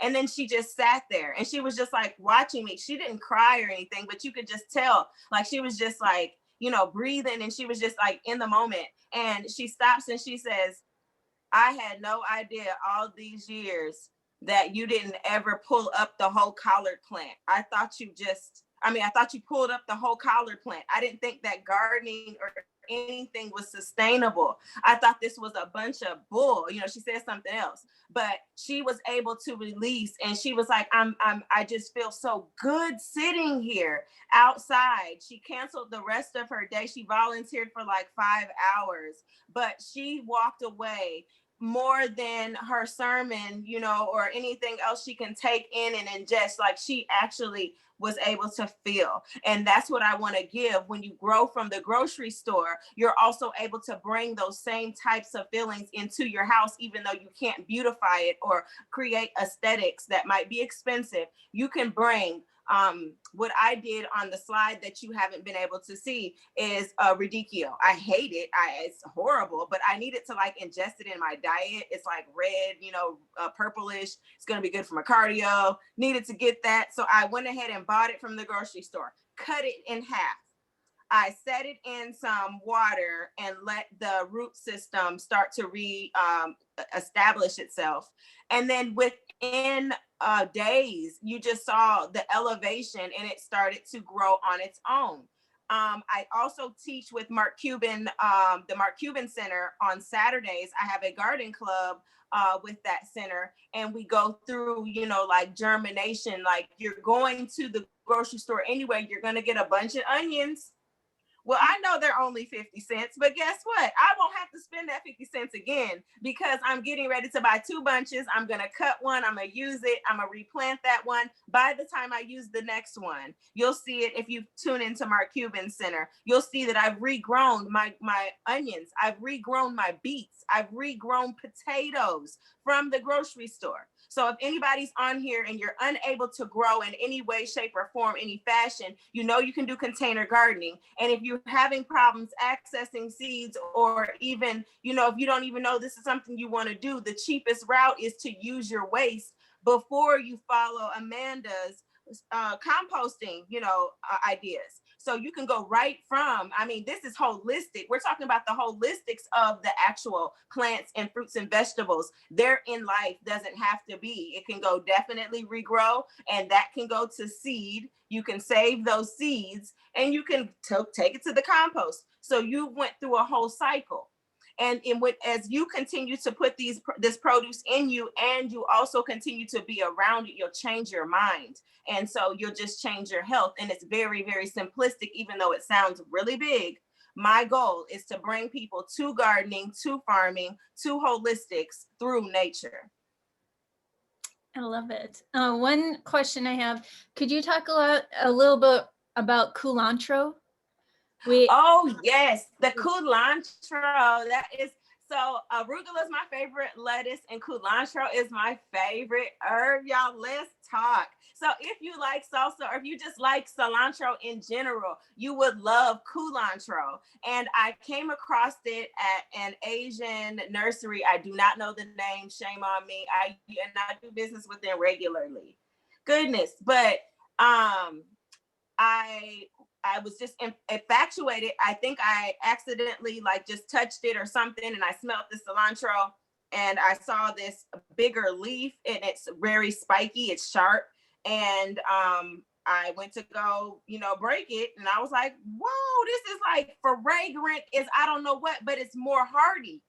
It's more hardy, you know, cilantro is very thin. You're going to add it to your soups or something cold at the end. You're not going to cook with it. You know, I can see myself cooking with a cilantro flavor. Get out of here. Get out of it. Stop. It was against the law. I love it. So that's the other plant that could be grown in your window. Try to be culturally appropriate, you know, also. If you kind of know what your family background and history is, try to get more in love with gardening or farming just because you want to reach the nutrients your family once had, because we're continuously like depleted of the nutrients as we've taken on, you know, a certain one size fit all type diet. So therefore, it's very beneficial. If you are a grower, you have the power to go and find different things to ingest. You don't have to go with the norm. If it is a squash, cook it like a squash. Don't trip on how I've never seen this one. I don't care. Just cook this like a squash. You know, these different varieties and these different colors have different properties for the body. Nutrients is gold, and our health is our wealth, and we're in charge of it. So go ahead and fish and get it. Amen. Amen. Love it. I think that is mostly it. And I'm gonna skate back to contact information so folks know how to contact you too. Gotcha. I'll put it in the chat too. Okay, awesome. Thank you. Thank you, Darcia. Love your energy. Thank you, Kara. This was absolutely, I think we've had a great and full and robust evening. And before we move to our wrap up, we did have a few questions in our chat. And we got a lot of conversation in the chat. But, oh, okay, that changed things. Just a moment.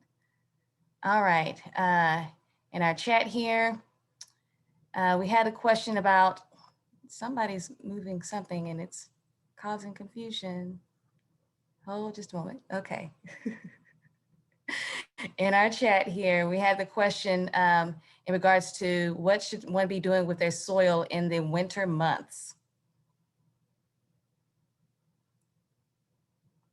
Can I get someone to respond to that?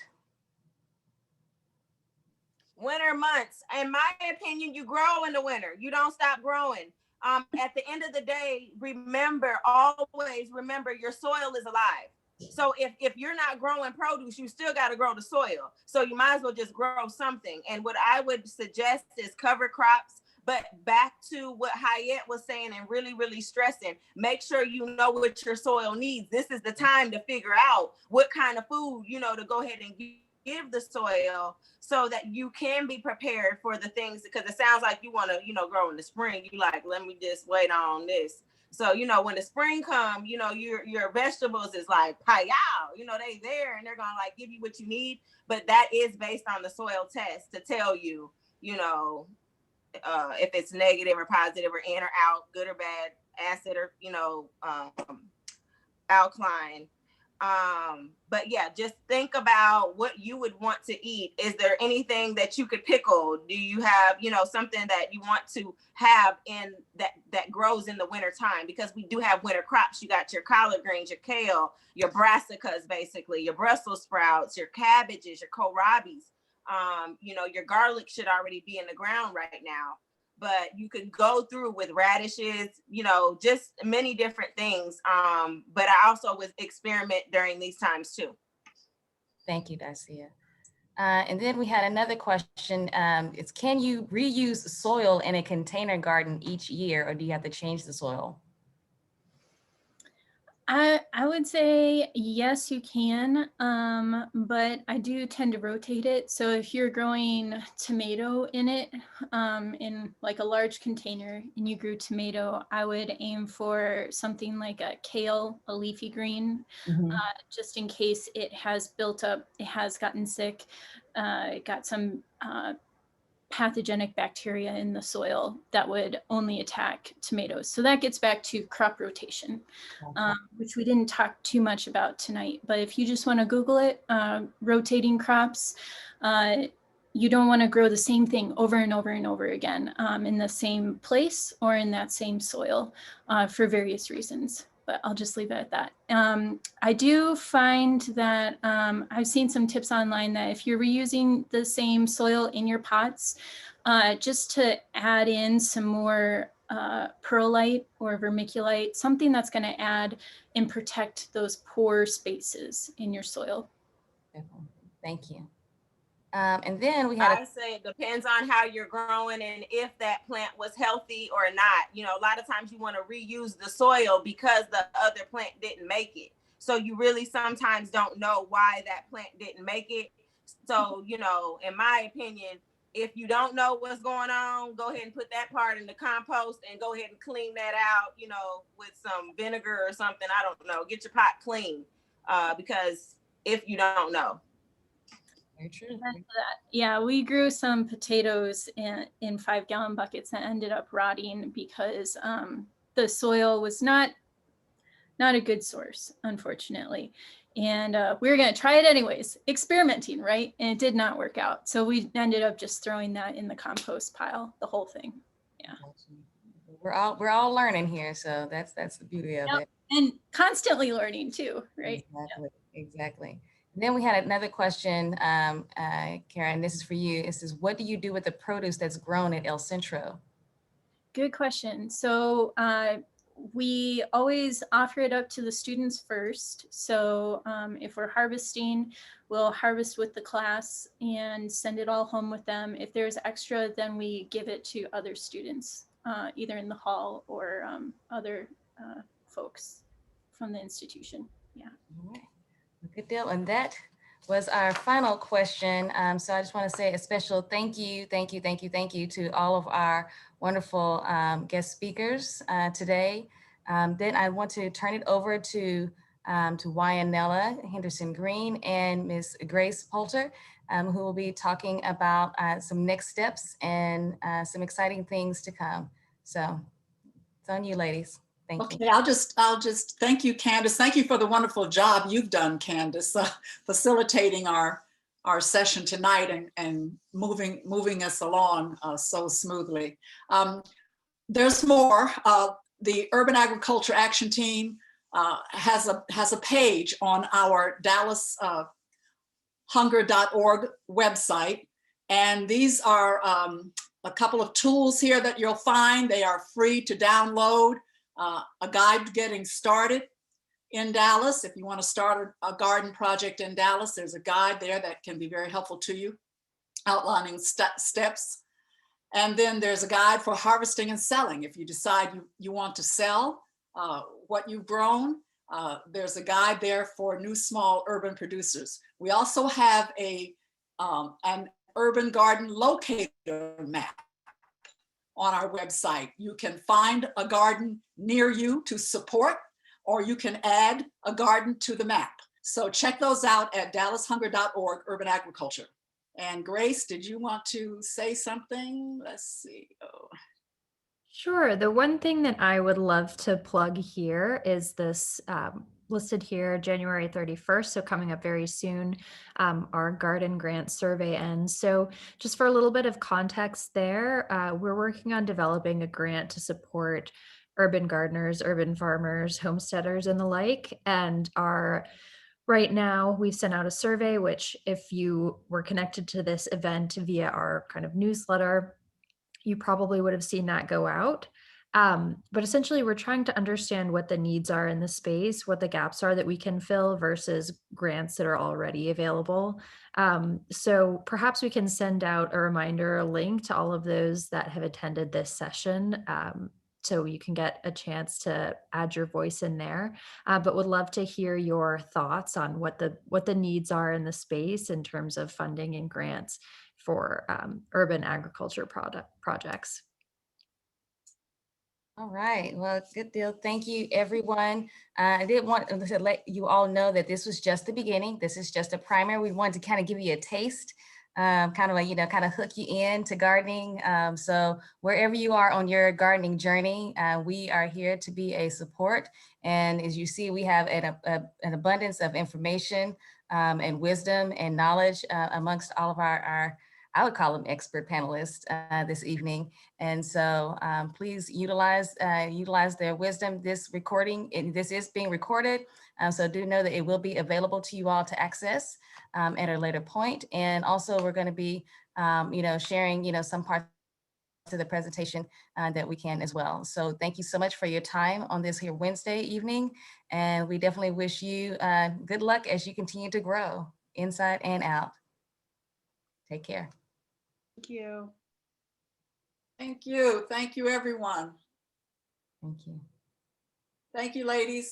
Thank you, Cara, Mike, Amanda, Garcia, Erica, Susie, Candace. Thank you. Thank you. Thank you.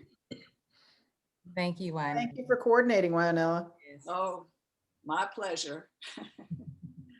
Talk to you tomorrow. Yes, that's right. We'll see you tomorrow. Okay. Okay. Bye. Bye.